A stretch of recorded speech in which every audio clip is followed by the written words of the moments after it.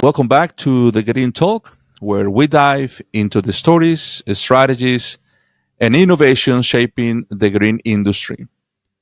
I'm your host, Misrain Mata, and today we are heading out to the ball field. Our guest is Andrew Wolcott, Senior Manager of Grounds and Field Operations for the Baltimore Orioles. From managing turf on Major League Diamonds to coordinating fan events, Andrew blends science, leadership, and a passion for perfection. So, whether you are a sports turf pro, a grounds manager, or just curious about what it takes to keep professional playing surface game ready, this one is for you. Andrew, welcome to the Green Talk. It is awesome to have you on. How you doing today? Doing very well. Thank you for having me. It's a pleasure. No, a pleasure is also, Andrew. Thank you for making the time and your busy agenda to join us today. So let's kick off with your journey, Andrew. How did you go from the early days on the grounds crew to managing field operations for a Major League Baseball team? Yeah, so I started off in landscaping, actually. My father had a landscaping company when I was in high school. Originally, went to college, kind of focusing on business and landscape architecture, landscape management, that type of thing, thinking that I was going to be moving on to his business with him. And I went down to Florida one summer for an internship, and I did an internship at Roger Dean Chevrolet Stadium, which is the spring training home of the St. Louis Cardinals and the Miami Marlins. And I came back and I started my focus on a little bit more on the agronomy side, along with the sports turf management side. And I knew that that was kind of the direction that I wanted to go. Being back in Florida, being a part of baseball, being a part of sports, seeing the behind the scenes and the operations and the big picture of it really was something that stood out to me. So after that internship, I shifted big time from landscape to strictly sports turf. But it has definitely grown from sports turf into the more operational roles, administrative tasks, and finding different leadership capabilities and whatnot to start working on it to really develop and grow my career a little bit. Nice. So it started on landscaping and then just kind of make a switch to the sport fields. That's kind of cool, man. That's kind Yeah, of cool. so I was a big Orioles fan when I lived in Maryland, and after I left that internship at Roger Dean, I said, I think one day I'd like to run the spring training complex for the Baltimore Orioles, and very fortunate to have been able to have this position open up at a good time, and I've been able to uh, obtain this position and do what I thought that I wanted to do 15, 16 years ago. That's awesome. So I know you mentioned a little bit already. So, but at what point do you realize that turf management, especially on the professional sports, was going to be your long term career? Can you kind of deep more into that, like mentor, defining moments? Yeah, I mean, that internship was definitely a big defining moment for me because that's what changed from landscape to sports turf. But seeing everything that goes on behind the scenes and having an understanding of everything that goes into not only sports turf management but sports organization was something that always just like really appealed to me. I really enjoyed it. I really like seeing what a whole bunch of other people outside of the sports realm, fans, other people in different industries that they might not realize what goes into, um, everything that goes on, not only in sports turf, but also the organization and the big picture as a whole. And kind of being behind the scenes was something that really stuck out to me. Not being, in front of everybody. I'm kind of an introverted type of guy. Um, and that's kind of the stuff that I thought was what I really want, what I could really succeed in. It was that just kind of stood out to me much more, really than anything else. Also, was able to be outside, living in Florida and being outside, working outside, growing something, be able to turn a field over really quickly, being able to walk away from something and say, hey, I did that. This field looks fantastic. This field is playing great. We're getting feedback from infielders, outfielders, pitchers, catchers, coaches saying, this is one of the better fields that I've played on. Thank you very much for everything that you do.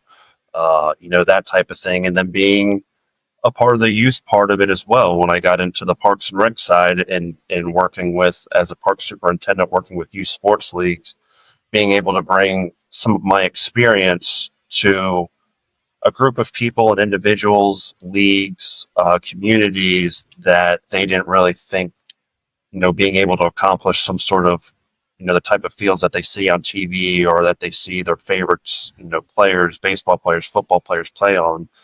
For me to see that I was able to bring joy to them, I was able to provide them with the resources and the knowledge and the ability to be able to maintain the field the best that they can with the resources that they have.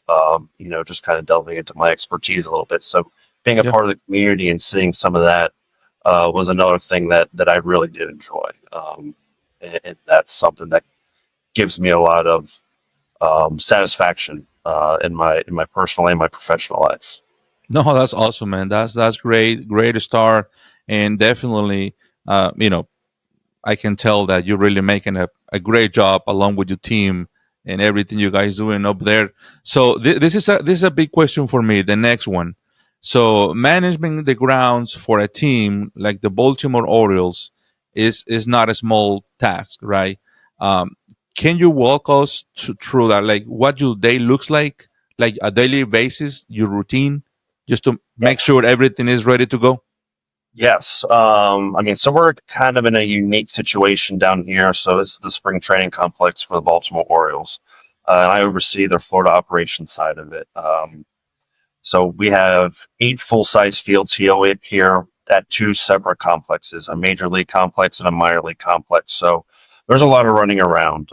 There's a lot, my day could consist of anything from coming in and dealing with an irrigation break, or if we have a practice or a game that day with rain overnight, trying to get a field playable after a weather event. Or my day could be in meetings all day for project planning, our work with the county that we do, developing different budgets, and then doing a lot of human resources and training and development of staff members. So every day is definitely different. Really, the next day, really, I don't really plan out the next day until that afternoon before, just because everything is so fluid down here. We have baseball activities here year round. Mhm. Outside of December is kind of our slow time. So we try to get a lot of projects that would kind of get in the way of team activities. We try to knock a lot of that stuff out in December, and then be ready by January 1st, January 2nd for major leaguers to start showing up for spring training activities. So yeah, every day is just very, very different, and especially dealing with weather down here in Florida. You never know what you're going to get. We're going to go through 40, 50, 60 days of severe drought weather, and then all of a sudden just deluge of weather, and that's going to totally change what my turf program consists of, or how we're managing clay, or how we're communicating with team, to get all their workouts in, get their innings in, get their games in, that type of thing. So Right. you got to be, you got to be on your toes a lot in this position, and there's a lot of running around. There's not having just one field that I'm really paying attention to. It's 8 different fields and a little bit of a larger staff, getting to be a larger staff now. So it's a lot of relying on my crew and my staff to be able to give me feedback, and then being able to adjust to different situations that through the guys that I trust. I got you. Yeah, pretty much you have to be open for whatever the next day is going to bring to you and the team, and be ready Yeah, for it.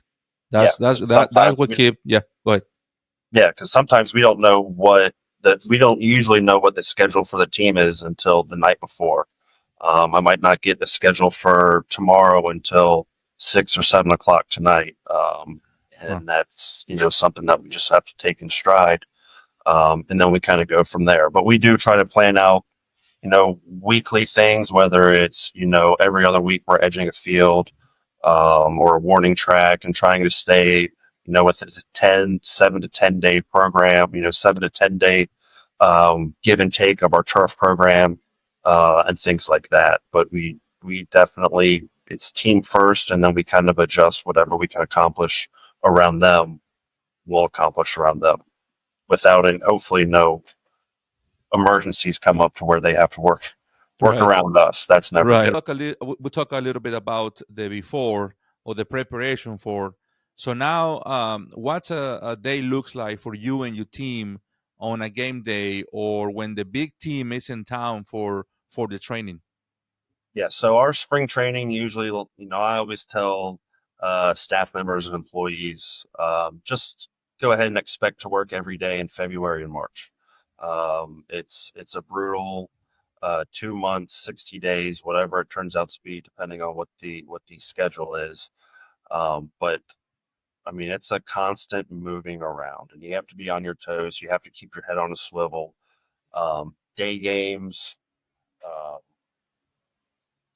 that's just kind of, we know usually on days of the game that we'll have a lot more work on the stadium field than we'll have on our backfield. So we'll kind of adjust in that sense of where we'll go straight to our stadium. We'll get infield nailed up. We'll get it rolled if we have to, ensure that we have proper conditioner on the infields, mounts, and home plates are in the condition that we expect them and that what the players expect them to be.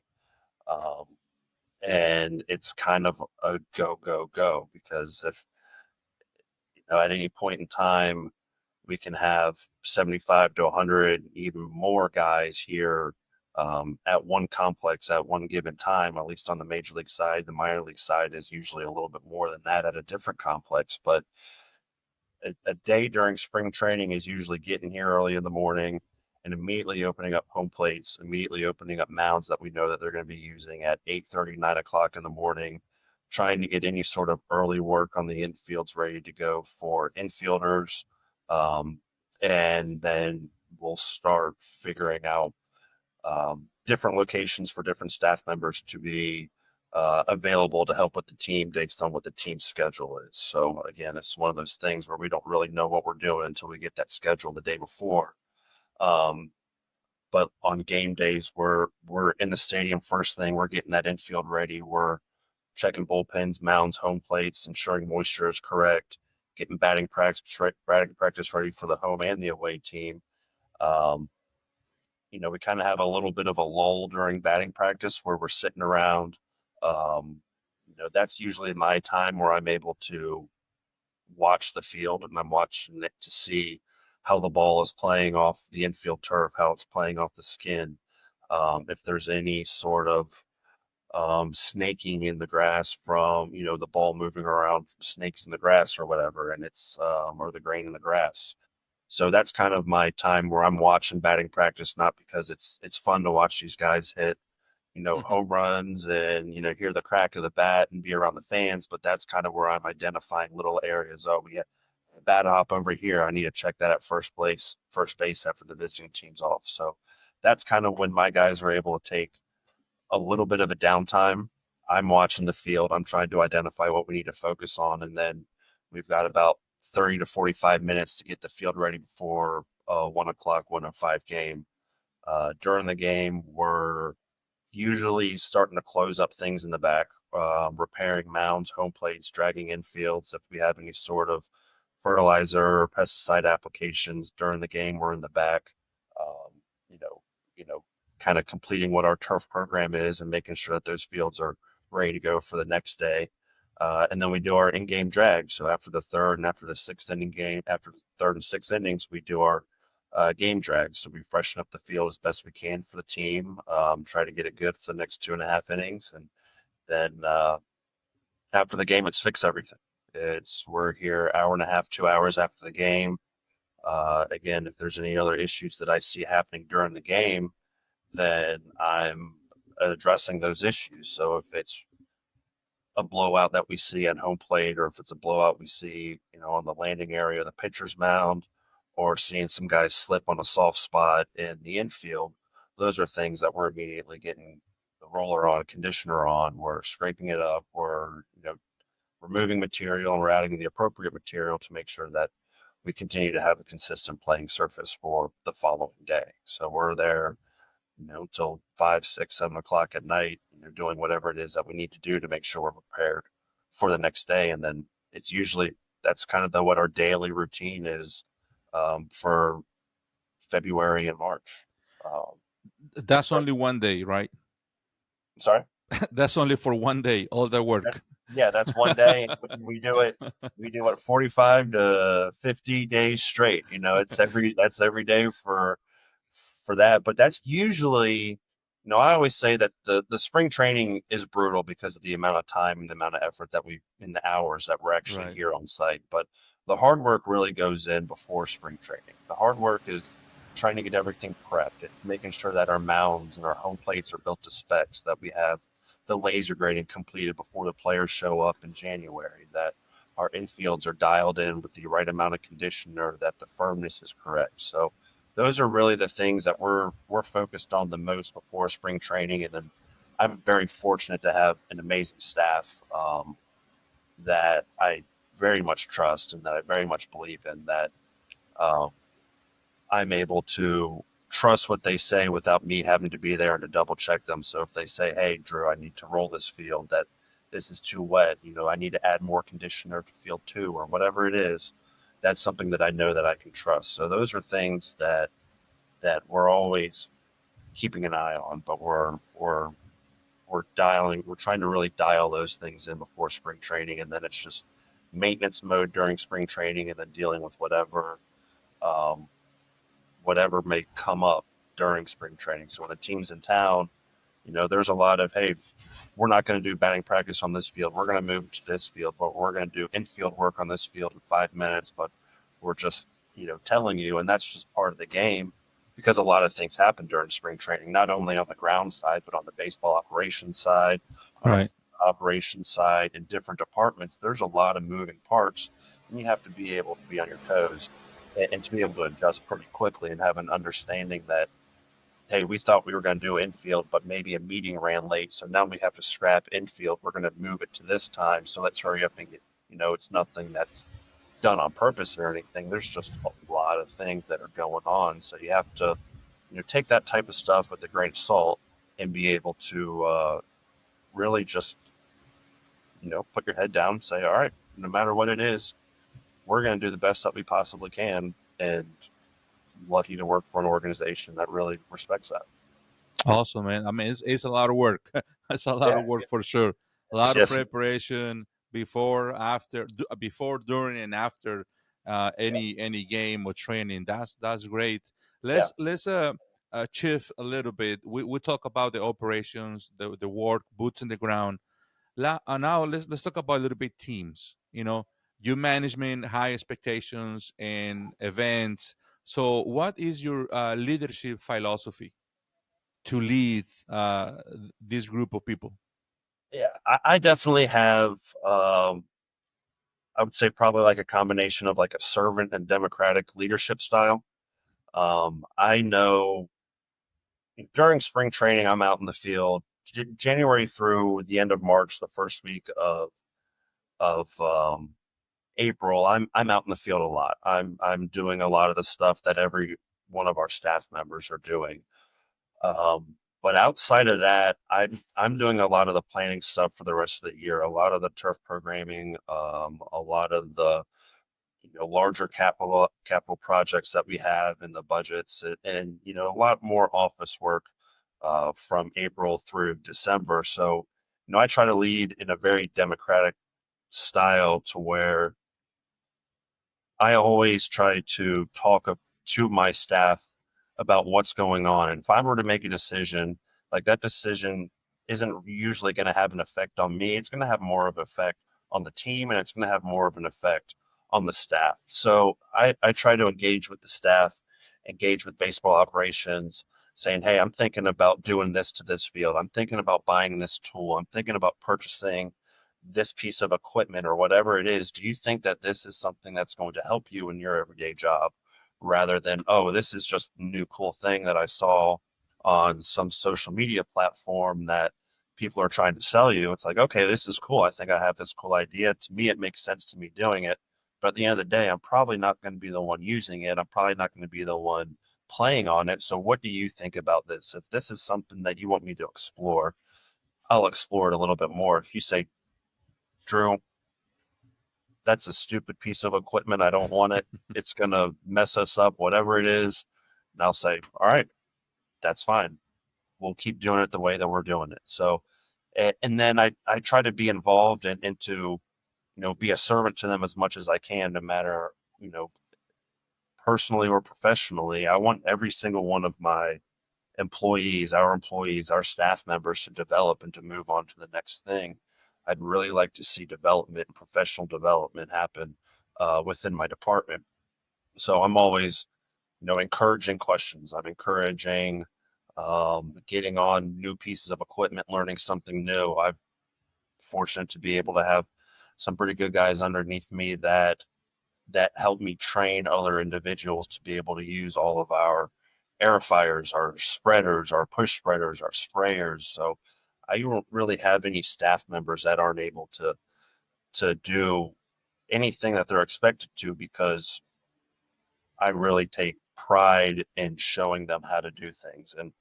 And when I teach them how to do things, if somebody comes in that's really green and I'm saying, hey, I'm building this mound like this, or I'm dragging this field like this, or this is how I like to take care of lips, I expect that individual to, try it my way first. But my way is not the highway. It's not, only, there's more than one way, to skin a cat, so they say. So Yeah. if you can come up with the same exact product in the same amount of time, um, using the same resources, then I'm all right with you doing it your way. You just have to try it doing it my way first. I want you to understand what the end goal is here. So if you can provide the same end goal, but getting to it a different way in the same amount of time, and it's the way that makes you more comfortable, then I'm totally all right with that. So and then those are the things that I do enjoy learning from other people that try different things as well, whether it's a coworker, or if it's one of my staff members, or if it's one of, my leaders or my boss or whoever it is.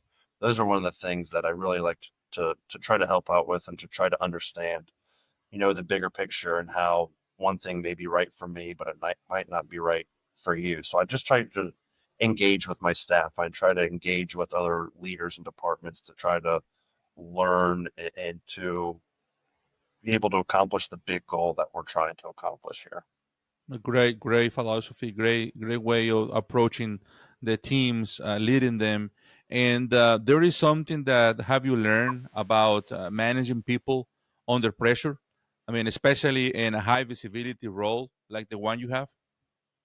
Yes, yes. So, there's always a lot of pressure um, on grounds crews, on turf managers. You're always expecting, the best of the best, especially in professional sports. Like, these guys are here because they're the best of the best, and they've earned to have, the best that we can possibly provide.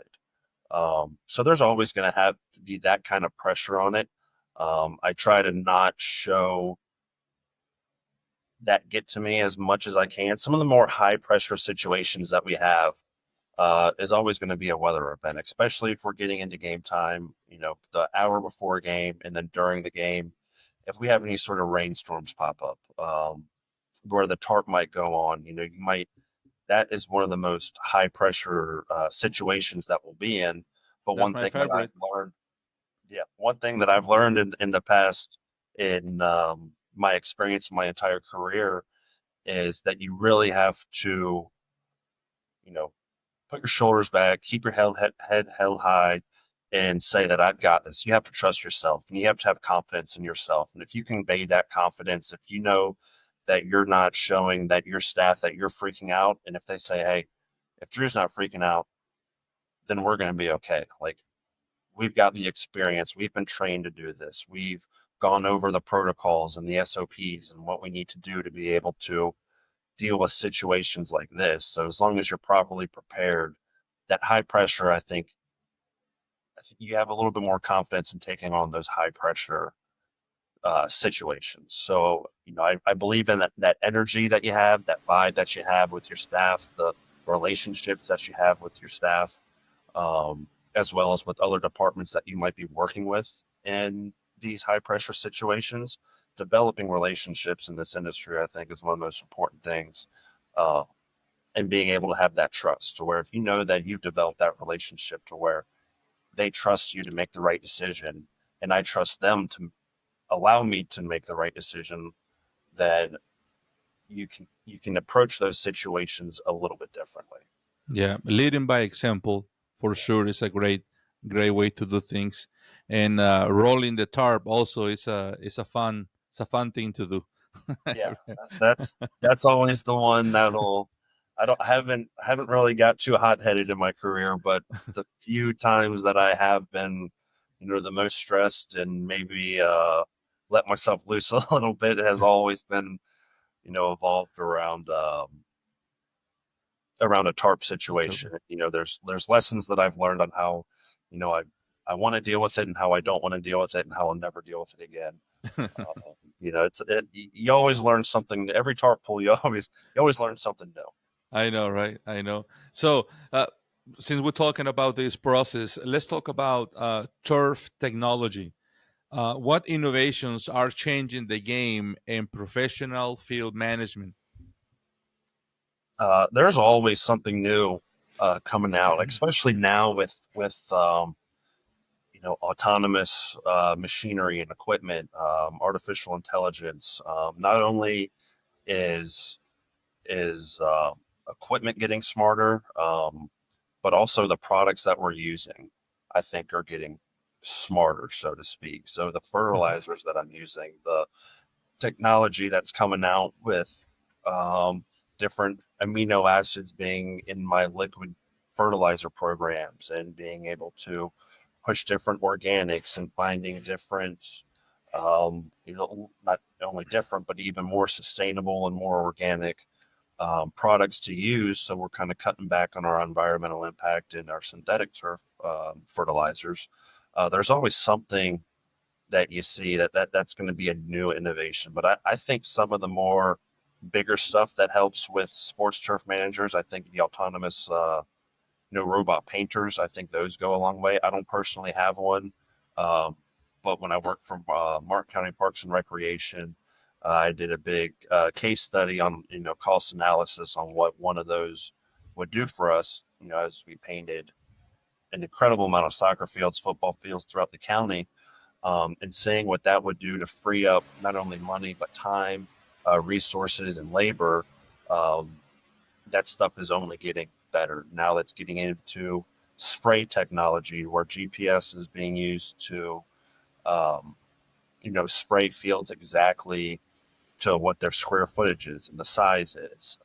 So you're reducing your inputs and reducing waste on fertilizers and your Yep. pesticides. And then just AI in general. I mean, I think that's one of the bigger things in everybody's lives right now, and that's not in the turf industry isn't excluded from that. I've been using that a lot more, not only in my you know field work type of stuff, whether it's just getting a quick question answered or just having almost picking the brain of AI to try to think if I'm thinking on the right lines, but also in the administrative side too, because we're going back and forth. Sometimes I'm going back and forth, of going outside and inside a lot, where sometimes I might not be able to, or I'm trying to figure out some invoicing thing and some budget stuff and what, a cost analysis for an artificial to natural field, or, whatever it is. And I don't want to be scrolling through the entire internet, every Google page or whatever it is. AI is really helping me utilize my time and being way more productive in the office and in the field. Gotcha. Yeah. And there is any particular practice or technology that have you have adopted in your Not, operations, or not really? not really yet for our operations, not our field operations. I think like the most technology based thing that I really have that I think is probably one of the most important ones, and it's not a new invention, but my soil moisture meter, getting a quality soil moisture meter has definitely helped, particularly because I haven't, um, because I don't, we don't overseed down here. So one of the stressful times is going through December, January, and February when it gets a little bit colder. I don't expect much frost down here or the Bermuda to go dormant, but having that one simple tool definitely allows me to sleep a little bit better at night knowing that, hey, my soil temps are above 50. We can deal with this. My soil temps are getting way above, 60. We're going to be popping out of this real quick. Um, and then keeping an eye on what our moisture is looking like due to the way that the sun sets and what I need to do as far as changing my irrigation schedule and what kind of scoreboards or batter's eyes are in my way and what's creating more shade. So that's going to stay more wet. And then even I've started to, the past couple of months trying to really get into using that soil moisture meter for my infield clay to try to make sure that the right moisture is in our clay for playability and to be able to use some of that data to drive some new decisions about what kind of clay do we need to use in the future, like what's going to be best for our particular circumstances, because I've got 8 fields here, and every single one of those fields is different, and they're all managed an entirely different way.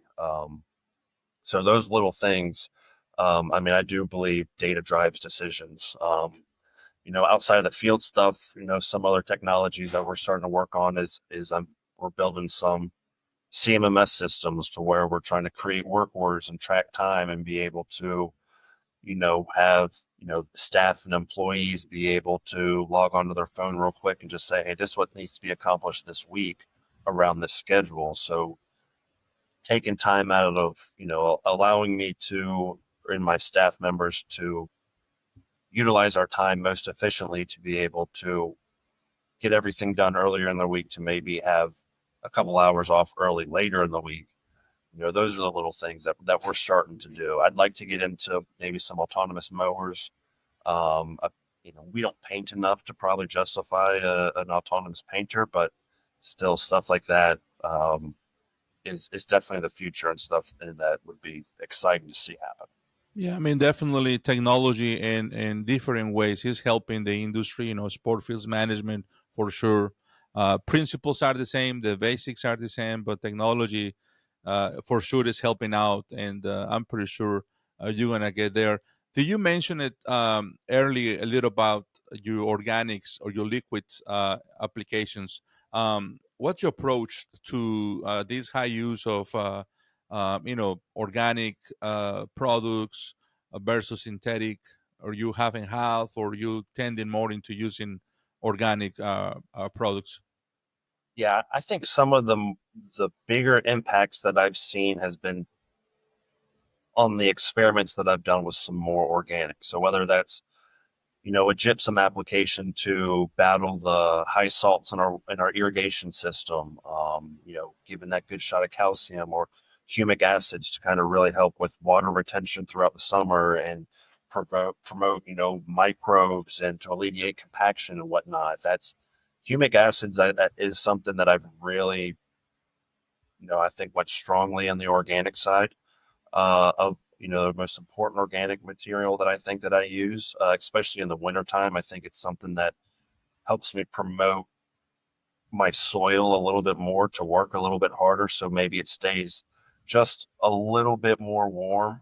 1 or 2 degrees, can really save a lot of areas on sports turf fields and golf courses, turf in general. Especially when you're starting to flirt with some of those lower soil temps.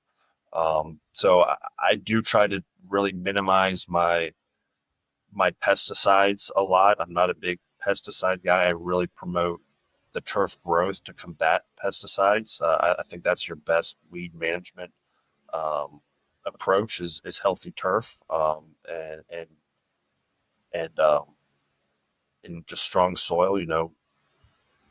Healthy equals happy turf. That's what it is. And Yeah. I think that's kind of working from underground going up, trying to get our microbes going, trying to get the beneficial bacterias to, really protect our root systems and to be able to minimize thatch and to really understand that, try to try to get using the synthetic side of it really only when we really need to, and on the program that we've been built. Spoon feeding it, I think, a little bit more than going up with some heavy applications once a month. I like doing, twice a month, or even during spring training. It's weekly applications, just to kind of keep it always fed and always kind of keep it moving a little bit. Um, Got it. Always open, and I'm always, trying to figure out what's the next organic thing. I'm about to kind of do a little bit of experiment with some crab meal fertilizer. The way that I approach my Mm. nematode control, there's a big organic part of my nematode control that I have here using some chitosan and some quilaha extract, just to try to really promote the beneficial bacteria in the soil.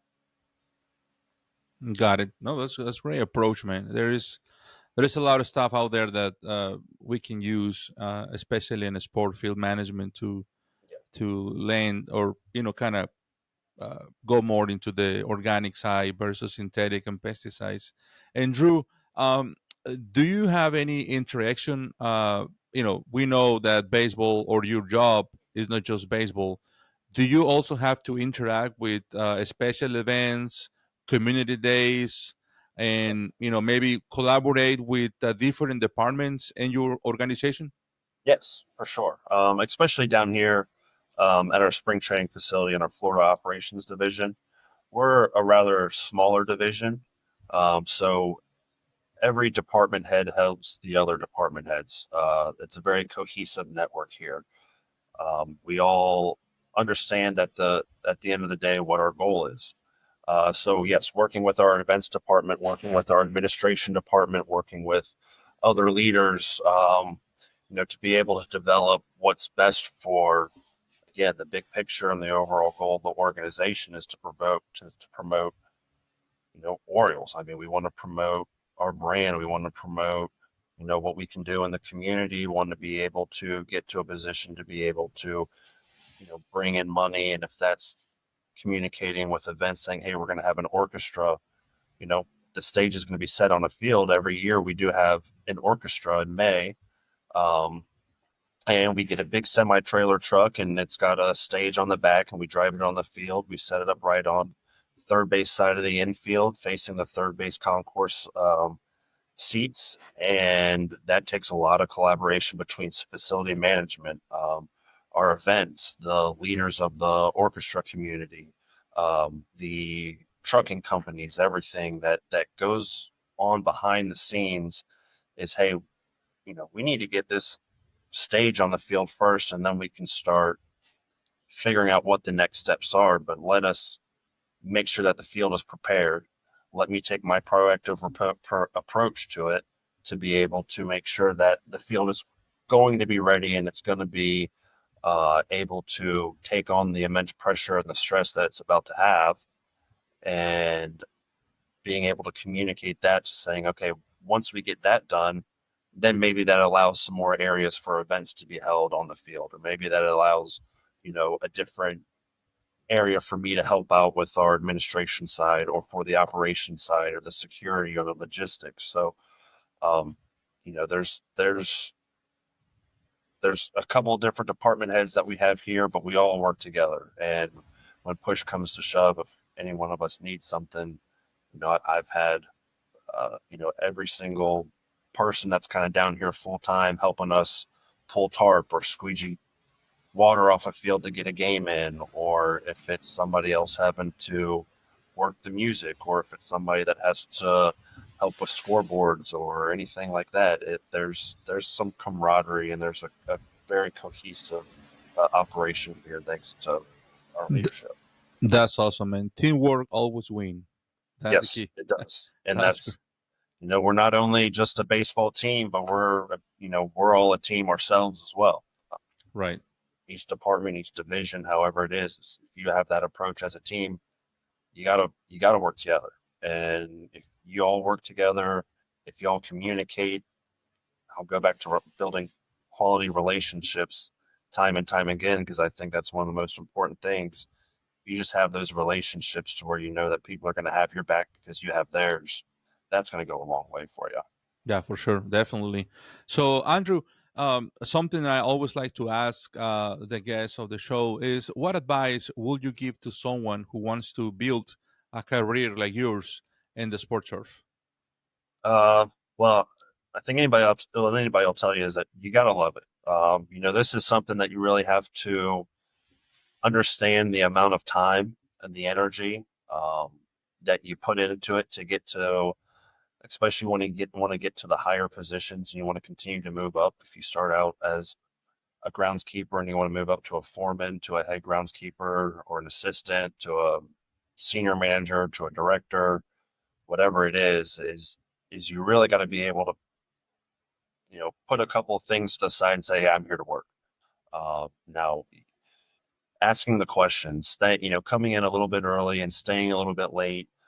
You can be the best worker, the smartest guy in the entire staff when you're clocked in, when you're scheduled to clock in until you're scheduled to clock out. You can be the greatest employee ever. But if I have somebody that's saying, hey, Drew, I want to see what you're doing after everybody leaves. I want to see how you're managing this irrigation program. I want to see how you're budgeting this. I want to know what you're spraying and how you're spraying it, why you're spraying it. The more questions that I get from somebody, or somebody saying, I'm going to stay and I'm going to do this because then I won't have to do it tomorrow, or because I know that it needs to be done, we're going to take care of it now so we don't have to worry about it later on. Those are the things that really stand out to me for young professionals in this industry is really understanding the time and the effort and the stress that you go through to continue to move up the ladder. But then you got to ask questions as well. Always ask questions. And I think networking too. I think with social platforms now, I think LinkedIn and Twitter, I think those are some really good ones for our industry. Don't be afraid to reach out to people. I think that's something that has given me confidence in, some of the decisions that I make on a day-to-day basis, is knowing that, this not everybody here in this industry is in a competition with each other, that there's a genuine um, desire to help other people. So when I reach out to people on LinkedIn and I communicate and am a part of different, sport field manager association chapters, and calling up other individuals in similar roles as mine and being able to pick their brains, say, hey, what kind of conditioner are you using? What are you doing for this? What's your clay content like? Are you dealing with dollar spot right now? Are you dealing with any, how's your rain doing? How's your field performing right now? I think that network goes a long way because it'll give you confidence when you ask questions and you realize that you're doing something right, but then it'll also give you confidence in asking questions that you do not know the answers to. And in putting yourself out there, I think is probably one of the hardest things to do for anybody in any industry.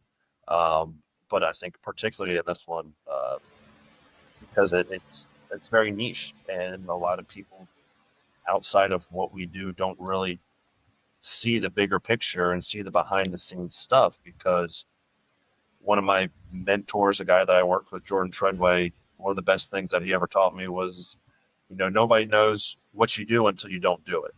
So, kind of, taking that approach and being able to ask the questions to understand everything that you need to do will really go a long way. Yeah, definitely. Networking is a huge thing, and great advice for the younger generation entering the industry. And before we go, Andrew, what do you hope your impact is on your team first, also in the Orioles organization and across the industry?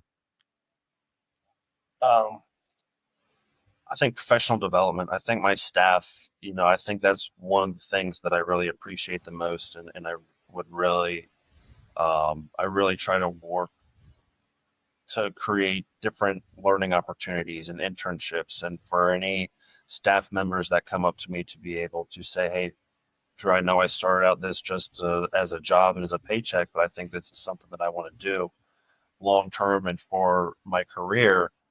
How do I get into it?" So I really hope that with the Orioles, and I think this is definitely going in the right direction.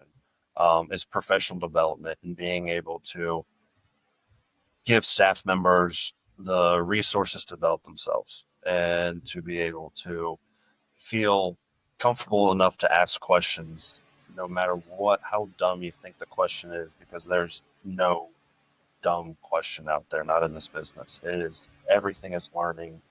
Nobody knows everything about what they're doing. There's always going to be a different facet that you're trying to learn about. So, trying to really make this place not only a training development center for our baseball players. During spring training, we've got the major and the minor league guys here. Then we've got our really young development guys here from April through November. We've got a short season rookie ball league. Like, this is the first stop for a lot of the Orioles players are coming right into professional baseball to start developing their skills and to learn. And that's something that I want to bring into other departments, especially the grounds department, that, hey, this is not only a training development for our baseball players, but I really want to make this a training department, training and development area for our turf managers as well. Baseball, soccer, football, whatever it may be. That's kind of really what I hope that my impact can eventually be on this organization, and through our community, is that there's there's room to improve, and that you can take that approach. And if you have that mindset that you're here to develop just like these players are here to develop, then you're going to skyrocket, and you're going to really do some good things in your career. That's awesome, man. Thank you for sharing that. And Andrew, this was incredible. Thank you for taking us behind the scenes on what really takes to manage professional turf at the highest level. Really, I enjoy it. I will say most of us would just go to a ball game and enjoy the time, a cold beer and a hot dog. But it's a lot of work behind, before, during, and after every game and preparation. So thank you for your time, for your insight, your leadership, and the really love for the work that you're doing along with your team. So appreciate it. Yeah, absolutely. Thank you very much. And to our listeners, if you enjoyed this episode, make sure to follow and subscribe, leave a comment. And if you feel like this episode, this information could help someone out there, either in turf, sports, or facilities management, share it out there. Hopefully, it will get to them, and they will enjoy it as well and benefit from this conversation. So until the next time, stay green, stay growing. This is the Green Talk. Thank you, everyone.